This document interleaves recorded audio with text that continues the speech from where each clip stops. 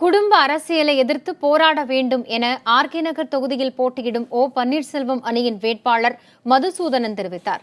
RK நகரில் வேட்புமனு தாக்கல் செய்த பிறகு செய்தியாளர்களை சந்தித்த அவர், சசிகலாவின் வற்புறுத்தலின் காரணமாகவே தினகரனுக்கு எம்பி பதவி கொடுக்கப்பட்டது என்றும் கூறினார். குடும்ப அரசியலை எதிர்த்து நாம் போரிட வேண்டும். இவர் அம்மா சசிகலாவை பணிக்காக தான், வேலைக்காக தான் தனக்கு உதவிக்காக தான் வைத்துக் கொண்டார்.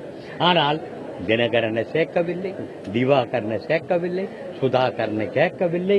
இவர்கள் எல்லாம் கட்சியை விட்டு வெளியேற்றப்பட்டவர்கள்.